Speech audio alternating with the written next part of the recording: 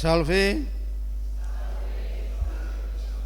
saudara-saudari, anak-anak, orang muda, orang tua, umat paroki Bunda Maria Seduri yang dikasihi oleh Tuhan Yesus Kristus. Sabda Tuhan pada hari Minggu yang ke-11 mengajak kita sekalian untuk merenungkan kerajaan Allah.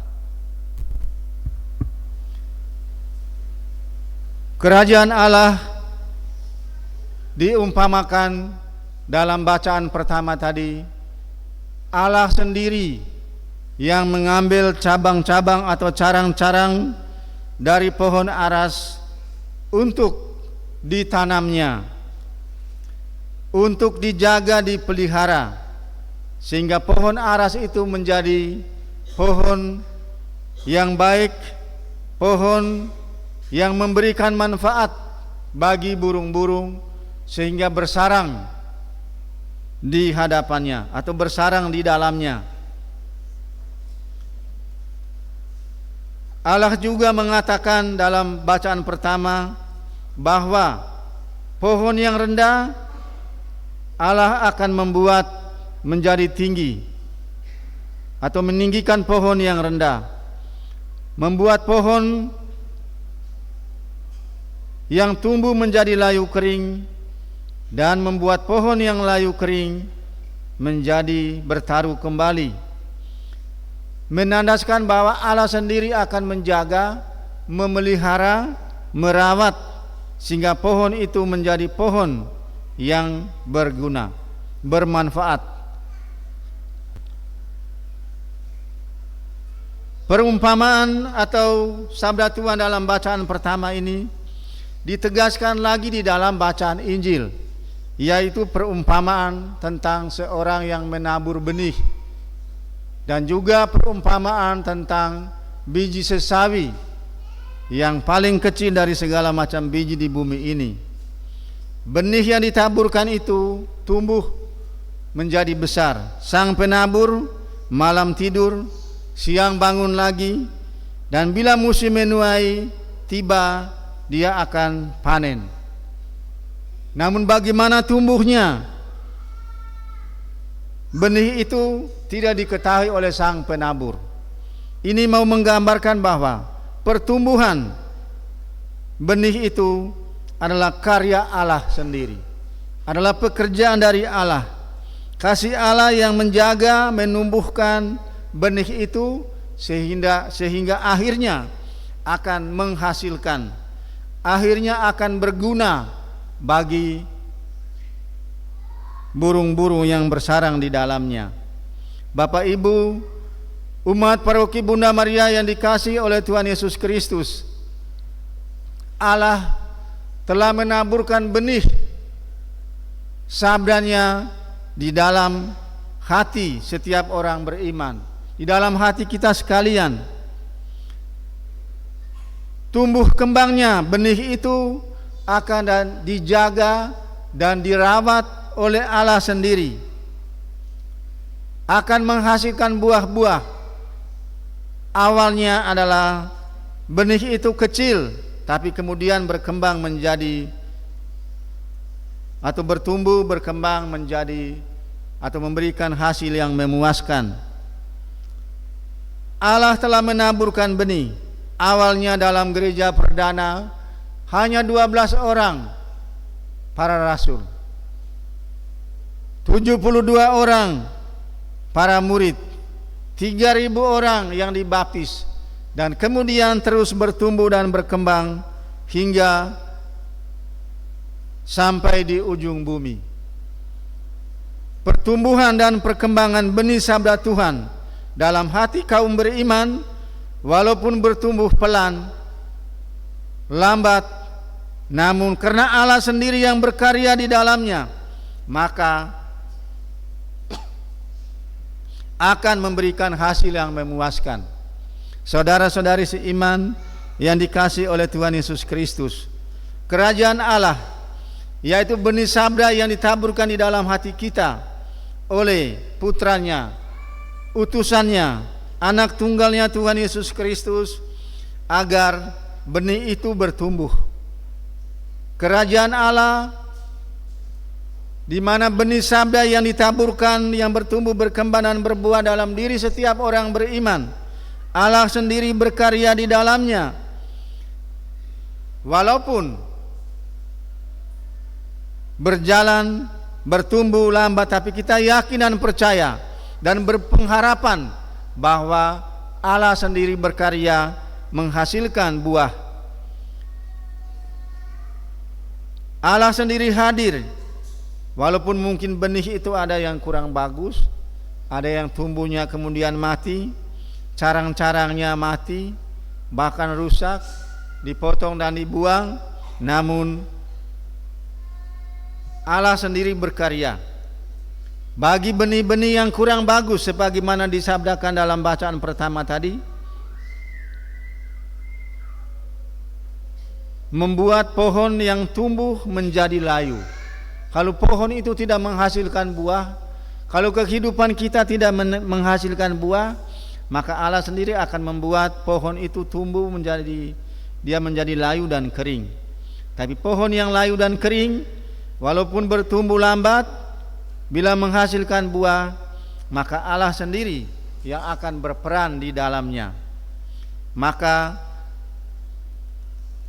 bagi pohon-pohon yang kering yang tidak menghasilkan buah, Allah tetap bekerja supaya akhirnya menghasilkan buah, karya Allah sendiri. Karena Tuhan Yesus sudah bersabda, "Kerajaanku bukan dari dunia ini." Kerajaan Allah sudah dekat. Bertobatlah dan percayalah pada Injil. Maka bila benih itu terus menghasilkan buah, Yesus menegaskan perlu pertobatan. Bertobat terus menerus, karena kita juga sebagai benih atau sebagai umat beriman yang sudah ditaburi benih kasih Allah, juga sering jatuh di dalam dosa. Yesus jatuh 3 kali waktu memikul salib, bangun dan terus menuju ke tujuan menyelamatkan manusia, wafat di kayu salib. Kita pun sering jatuh di dalam dosa, namun Tuhan memberikan kesempatan kepada kita supaya kita bangun kembali, bertobat dan membaharui hidup kita. Karena Yesus bersabda, "Bertobatlah, percayalah kepada Injil." Maka setiap orang atau kita sekalian yang berjuang untuk bertobat, untuk memperbaharui kehidupan iman kita, maka Allah sendiri yang hadir sebagai Raja semesta alam. Kehadirannya bukan untuk menghakimi, bukan untuk menghukum, tetapi untuk menyatakan kerahimannya, untuk mengampuni, supaya setiap orang yang bertobat, yang membaharui diri, yang terus berjuang untuk hidup lebih baik, akan masuk di dalam kelompok orang-orang yang dikasihi Allah, karena semangat pertobatan yang terus menerus dibangun di dalam kehidupan setiap orang beriman. Saudara-saudari seiman yang dikasihi oleh Tuhan Yesus Kristus, benih sabda Tuhan sudah ditanam di dalam hati kita. Benih itu kecil, namun kita diberi kerahiman, penyertaan Roh Allah, supaya benih itu bertumbuh dan berbuah dalam semangat pertobatan dan dalam hal-hal yang sederhana yang dapat kita lakukan. Kita tidak perlu melakukan hal-hal yang luar biasa, yang mengagumkan, yang membuat banyak orang mengagumi. Tetapi firman Tuhan hari ini mengajak kita seperti biji sesawi yang kecil. Maka perbuatan-perbuatan, tindakan kita yang kecil, yang sederhana, dapat membawa kita untuk mengalami kerahiman dan cinta kasih serta pengampunan Allah. Maka marilah kita berusaha supaya benih sabda Tuhan, hal-hal yang sederhana yang dapat kita lakukan, mungkin kita saling mengampuni, kita saling memaafkan, kita saling menerima sesama di lingkungan kita. Kita tidak menceritakan kelemahan kekurangan orang lain, namun kita lebih mengoreksi diri, lebih berefleksi lebih banyak. Maka dengan cara hal-hal yang sederhana seperti itu membuat kita sekalian, kaum beriman, dapat mengalami kerahiman Allah. Dari hal-hal kecil seperti itu yang sederhana, akhirnya bertumbuh dan berbuah, menghasilkan hal-hal yang lebih besar. Namun bukan membuat seseorang untuk berbangga di hadapan Tuhan, tetapi terus mensyukuri karena bisa melakukan hal-hal yang dikehendaki oleh Tuhan. Hal-hal yang kecil kita terus belajar untuk berdoa dengan tekun apapun, kapan dan dimanapun. Dalam pengalaman kita mungkin kalau kita pegang HP itu, handphone itu bisa berjam-jam toh, betulkah tidak? Bisa berjam-jam buka bolak-balik cari semua informasi dan tete bengek berjam-jam. Tetapi mungkin berdoa 2-3 menit rasanya berat. Oleh karena itu, marilah kita belajar terus hal-hal sederhana untuk terus berdoa walaupun kita sibuk apapun. Sediakan waktu, luangkan waktu, bukan menunggu waktu luang. Luangkan waktu untuk berdoa. Bukan saya tunggu waktu luang dulu baru saya berdoa. Bukan demikian, tapi kita meluangkan waktu, memberikan waktu, kesempatan untuk berrelasi, untuk berdoa, untuk berkomunikasi dengan Tuhan. Dari hal-hal kecil itu kemudian berkembang menjadi lebih besar, menjadi lebih kuat, menjadi lebih kokoh komunikasi kita dengan Tuhan. Karena Dialah telah menaburkan benih itu di dalam kehidupan kita. Walaupun banyak cobaan seperti Yesus katakan kepada 3 muridnya di Taman Getsemani, waktu Yesus berdoa mereka tidur, Yesus katakan berjaga-jagalah dan berdoa supaya kamu jangan jatuh ke dalam pencobaan. Maka berdoa sering kita mungkin malah syukur kalau kita memiliki semangat doa yang bagus, komunikasi dengan Tuhan. Namun bila ada kelemahan-kelemahan dalam membangun sikap doa, di hari ini Tuhan mengingatkan kita, Bapak Ibu, saya dan siapapun, untuk terus berdoa supaya jangan jatuh ke dalam pencobaan.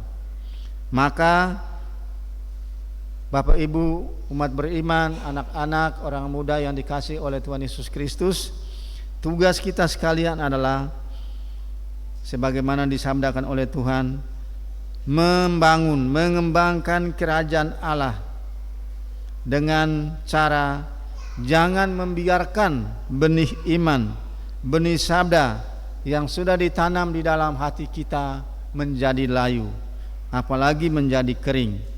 Namun Tuhan memberikan kesempatan kepada kita untuk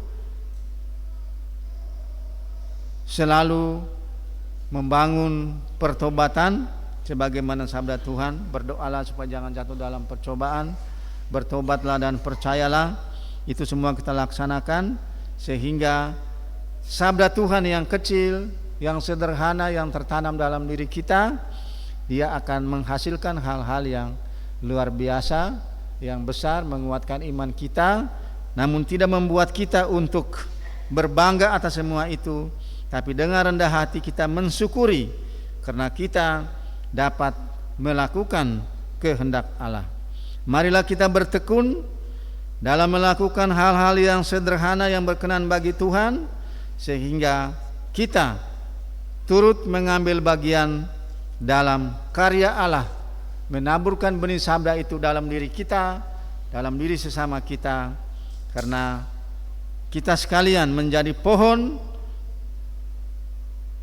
yang menghasilkan buah-buah iman, pohon yang rimbun, di mana yang dapat memberikan kenyamanan, ketenangan dan sukacita bagi banyak orang. Semoga Tuhan menolong kita. Amin.